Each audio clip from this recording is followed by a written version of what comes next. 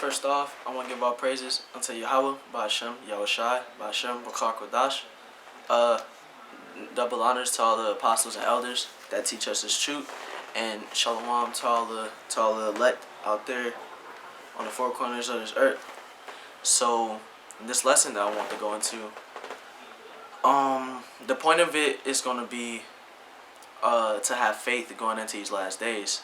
And I was reading and I came across Hebrews 11. I was reading and it had an abundance of examples of previous instances in the Bible when faith was essential. And faith is going to be essential going into these last days. And I just want to show these examples of when faith was needed, just to show like faith is a very powerful thing, and that's going to be a thing that we're going to need going into this last stretch. So let me go get Hebrews 11.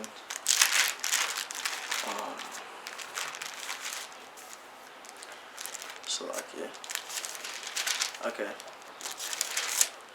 So I'm just gonna go into all the examples, go deeper into them. So yeah, I'm gonna start this off. All right. So Hebrews chapter 11 verse 1. Now faith is the substance of things hoped for, the evidence of things not seen. For by it the elders obtained a good report. Through faith we understand that the worlds were framed by the word of the Most High, so that things which are seen were not made of things which do appear. By faith Abel offered unto the Most High a more excellent sacrifice than Cain, by which he obtained witness that he was righteous, the Most High testifying of his gifts, and by it he being dead yet speaketh. So in that example that they just gave, that's recounting of when Abel and Cain both brought sacrifices to the Most High, and the Most High didn't like Cain's sacrifice, so he ended up killing his brother. So here let me go back to the story in Genesis chapter 4. And Adam knew Eve his wife, and she conceived and bare Cain, and said, I have gotten a man from the Lord Yahweh. And she again bare his brother Abel. And Abel was a keeper of sheep, but Cain was a tiller of the ground. So I just want to point this out. Abel was just a normal man. He was just a keeper of sheep. He like nothing special. He was just an ordinary man, like you see Roman. And along with Cain, he was just a tiller of the ground. So for him to have been able to speak out after he was slain, based off of his faith, that just shows that for me or you can have faith, and we can be able to do things being ordinary people. You don't have to be of the tip top highest esteem for the Most High to, like, for you to have faith, and for that faith to be to still have the same power. This is what I'm trying to say. So here I'll go to verse 8 in Genesis chapter 4. It says, And Cain talked with Abel his brother, and it came to pass when they were in the field that Cain rose up against his brother and slew him. And the Lord Yahweh said unto Cain, Where is Abel thy brother? And he said, I know not. Am I my brother's keeper? And he said, What hast thou done? The voice of thy brother's blood crieth unto me from the ground. And what that means is that Abel's spirit was crying unto the Lord, talking about how Cain killed him. And Abel brought the Lord a sacrifice of a lamb. Here, let me make sure it was a lamb. I just don't want to give y'all false information. And Abel, he also brought of the firstlings of his flock and of the fat thereof. So he brought the firstlings of his flock, and he brought that out of his faith. He was hoping that would be a sacrifice that the Lord would like, just a meat offering, which was the offerings that they used. So based off of Abel's faith of bringing that, the Lord liked his blessing more. He enjoyed that offering more. Offering. He enjoyed that offering more. other than Cain's fruit, which he wasn't supposed to bring. So here I'll go back to Hebrews 11. It says, verse 5, by faith Enoch was translated that he should not see death, and was not found because the Most High had translated him. For before his translation he had this testimony that he pleased the Most High. So Enoch, one of the only people in the Bible who were to die and not taste the sting of death. Another person was Elijah. Here, let me find the scripture. Another person was Elijah. Enoch and Elijah both didn't taste the sting of death. And let me go to Genesis chapter 5. Chapter 5, verse 21. It says, and Enoch lived 60 and 5 years and begat Methuselah. And Enoch walked with the Most High after he begat Methuselah 300 years and begat sons and daughters. And all the days of Enoch were 365 years. And Enoch walked with the Most High, and he was not, for the Most High took him. So, like it said, the Most High, he didn't just die, the Most High took him up. He was just translated. He didn't taste the sting of death when he went through the process of dying. Here, let me get 1 Corinthians chapter 15, Salakia.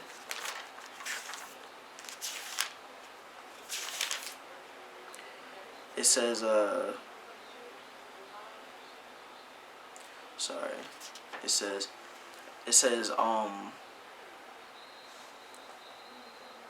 Salakia. These scriptures are all over the place. I'm trying to, okay. And it says, so Enoch had faith because he was a prophet. He actually prophesied sayings that he was a prophet for the Most High. So to be a prophet takes a high amount of faith, because you have to have faith in things that are not seen, faith in things that are supposed to happen that haven't happened yet. That takes an extreme amount of faith. It says, and Enoch also, the seventh from Adam, prophesied of these, saying, behold, the Lord Yahweh cometh with 10,000s of his saints, to execute judgment upon all, and to convince all that are ungodly among them of all their ungodly deeds, which they have ungodly committed, and of all their hard speeches which ungodly sinners have spoken against him.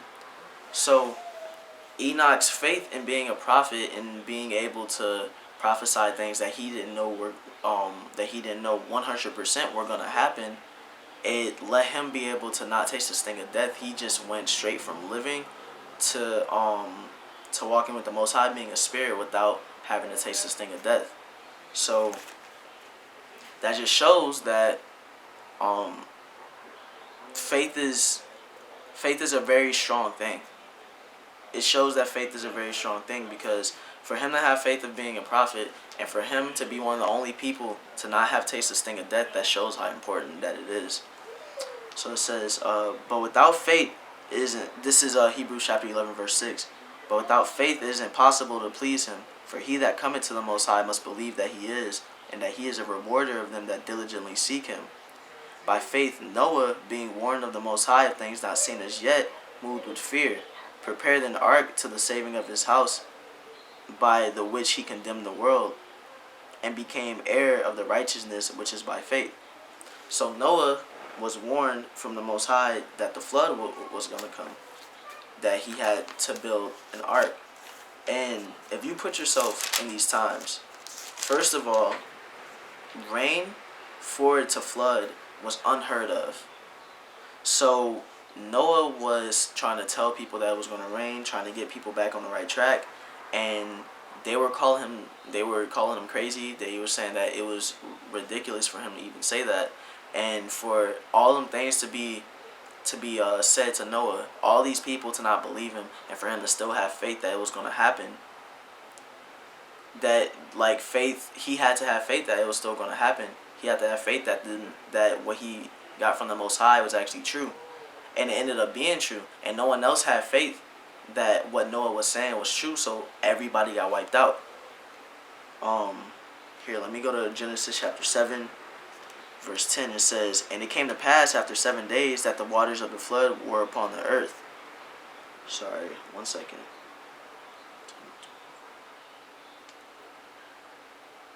Oh, okay. "And it came to pass after 7 days that the waters of the flood were upon the earth, in the 600th year of Noah's life, in the 2nd month, the 17th day of the month. The day were all the fountains of the great deep broken up, and the windows of heaven were open, and the rain was upon the earth 40 days and 40 nights." So that's just showing that the flood did come and it wiped out the earth. And let me I just want to show you how big this ark that Noah built, that Noah was told to build. Let me just show you how big this ark was. It says, let me find where the measurements of the ark was. Salakia.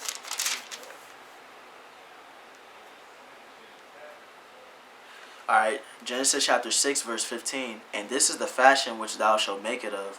The length of the ark shall be 300 cubits, the breadth of it 50 cubits, the height of it 30 cubits. So, the measurements of this ark was very huge. Here, I'll get the exact measurements of how much a cubit is for you to understand. That Noah was building a very huge structure in the midst of all these people calling him crazy. But his faith was strong and he ignored all of it. And he ended up being saved from this worldwide devastation.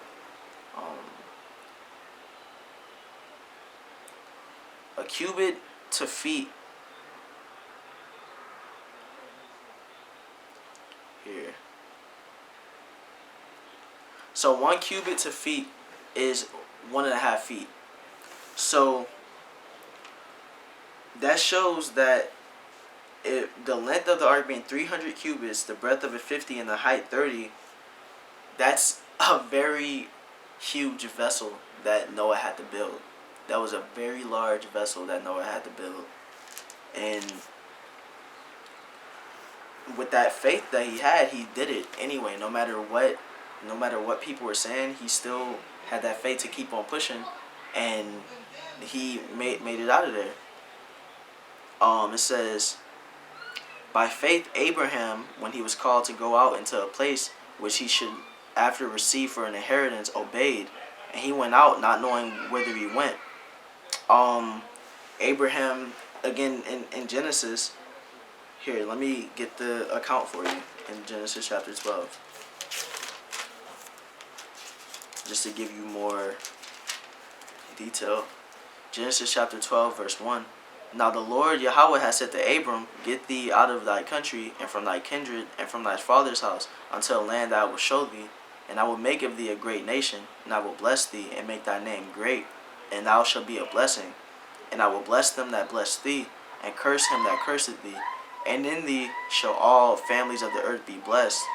So Abram departed as the Lord Yahweh had spoken unto him, and Lot went with him. And Abram was 75 years old when he departed out of Haran. And Abram took Sarai his wife, and Lot his brother's son, and all their substance that they had gathered, and the souls that they had gotten in Haran. And they went forth to go into the land of Canaan. And into the land of Canaan they came."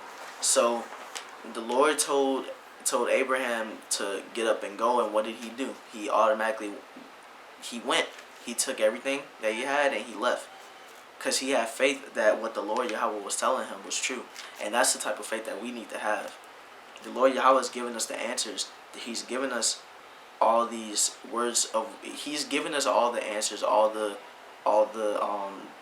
He's given us the solutions to our problems. He's telling us how to get through these last days, how to get to the kingdom, and we need to have faith that what he's telling us is true so that we can get out of here. Just like Noah did. Just like Abraham had the faith to just get up and go when the Most High told him to get up and go. That's the type of faith that we need to have. Because these are big names that they're telling us. In Hebrews 11, here, let me read on to show you that these are big names which had faith, and we need to take after their example and have faith just like how they did, because they set an amazing example for us. It says, "By faith he sojourned in the land of promise, as in a strange country, dwelling in tabernacles with Isaac and Jacob, the heirs with him of the same promise. For he looked for a city which had foundations, whose builder and maker is the Most High. Through faith also Sarah herself received strength to conceive seed, and was delivered of a child when she was past age, because she judged him faithful who had promised. Therefore sprang there even of one, and him as good as dead, so many as the stars of the sky in multitude, and as the sand which is by the seashore innumerable. So Sarah, like for the women, Sarah was of an age she couldn't have children. She couldn't bear seed, and the Lord has sent an angel to tell her that you're gonna have a child, and she didn't believe it at first. But then the angel told her, "Here, let me go ahead and give y'all the. Let me go to the account so I can better articulate it." It says, Salakia.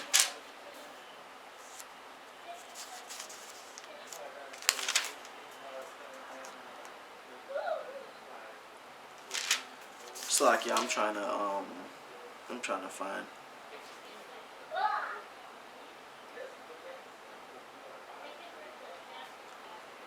Salakia. Well, I can't exactly find where it is right now.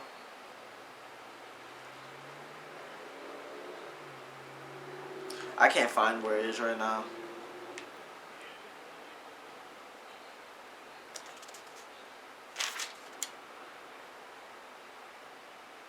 Oh, I found it. Here it is.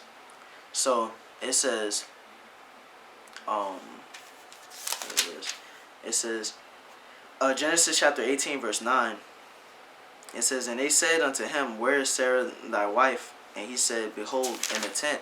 And he said, I will certainly return unto thee according to the time of life, and lo, Sarah thy wife shall have a son. And Sarah heard it in the tent door which was behind him. Now Abraham and Sarah were old and well stricken with age, and it ceased to be with Sarah after the manner of women.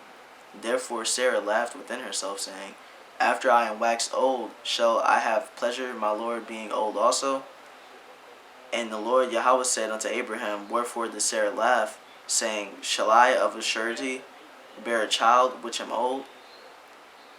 And is anything too hard for the Lord? At the time appointed I will return unto thee, according to the time of life, and Sarah shall have a son. Then Sarah denied, saying, I laughed not, for she was afraid. And he said, Nay, but thou didst laugh. So Sarah laughed at the idea of being able to have a son, but this angel reinforced it again, saying, "You're like, this is a thing that's going to happen," and that put faith in Sarah's heart. Like, okay, okay, if you're telling me that this is, if nothing's too difficult for the Most High, for all these prophecies that are in the scriptures to happen in these days, those aren't too hard for the Most High to carry out. Nothing's too hard for the Most High. The Most High can do anything. So we need to have faith that these prophecies that's gonna come will actually come, because the Most High has infinite power. He can do whatever he wants. So you better put your faith in that. That's something that I'd bet on. Infinite power. So Salakia. Let me so I'll go down to Hebrews chapter 11 to verse 17. It says, By faith Abraham, when he was tried, offered up Isaac, and he that had received the promises offered up his only begotten son. So when the Lord told Abraham to offer up Isaac, his only begotten son, to kill him for offering, Abraham automatically said yes. And I imagine that must have been a hard thing for Abraham, but he had faith in the Lord that he would listen to him. That's the type of faith we need to have. For the Lord to tell us something and us to just do it, something that difficult at that. The Lord told Abraham to kill his son Isaac for an offering. And Abraham just went with it. He didn't deny it. He didn't say no. He didn't stagger. He said, okay, I'm going to do this. And right when he was going to do it, the Lord saw his faith and his belief in the Lord. He saw how down he was for the Lord Yahweh, and he stopped him and gave him an animal to offer. That's the type of faith that I need to have, you need to have, that we need to have in this truth in these last days. That's what we need to have. So, Salaki for if there's noise in the background. They in there watching football. Salaki for that. So let me go down some more. It says, by faith Isaac blessed Jacob and Esau concerning things to come. By faith Jacob, when he was dying, blessed both the sons of Joseph and worshipped, leaning upon the top of his staff. By faith Joseph, when he died, made mention of the departing of the children of Israel and gave a commandment concerning his bones. By faith Moses, when he was born, was hid 3 months of his parents because they saw he was a proper child, and they were not afraid of the king's commandment. By faith Moses, when he was come to years, refused to be called the son of Pharaoh's daughter, choosing rather to suffer affliction with the people of the Most High than to enjoy the pleasures of sin for a season. So you hear all these names, you hear all these accounts of past stories in the scriptures that them having faith molded some of the most important history in the Bible, some of the most important history in time, because they had faith. And there's important history that's about to be made, that we just need to have faith. And these big names, these big events that are happening, there's going to be big names, big events that's about to happen in these last days. And just like faith made these events, that's what's going to happen in the last days. Faith is going to be needed in the last days, with us going into the kingdom. Faith is going to be an important, and you're going to have to value faith. Faith is a very powerful force. Okay? As you can see, all these big names, all these events, it shows that faith was the catalyst behind them. Okay? So, here, like it says in here, I go to Hebrews chapter 11, verse 32. It says, "And what shall I more say? For the time will fail me to tell of Gideon, and of Barak, and of Samson, and of Jephthah, of David also, and Samuel, and of the prophets, who through faith subdued kingdoms, wrought righteousness, obtained promises, stopped the mouths of lions, quenched the violence of fire, escaped the edge of the sword, and of weakness were made strong, waxed valiant in fight, turned to flight the armies of the aliens. Women received their dead raised to life again, and others were tortured, not accepting deliverance, that they may obtain a better resurrection." So that's going into I'm not getting into the end of Hebrews chapter 11. I just wanted to talk about when it was talking about faith. Like it said, faith caused people. They subdued kingdoms. They obtained promises. They stopped the mouths of lions with faith. You see how important this is, and now you know to keep faith with you going into these last days, because without faith, you'd be powerless. If you don't have faith, you don't believe that these things are destined to come. These prophecies are destined to come. These missiles to hit America for us to get beamed up out of here to go into the kingdom. If you don't have faith, you don't believe that. So yeah, that's all I want to get into. We gotta persevere in faith. Okay? So with that being said, I want to give all praises unto Yahweh, by Hashem Yahushai, by Hashem Rakar Kodash, and Shalom.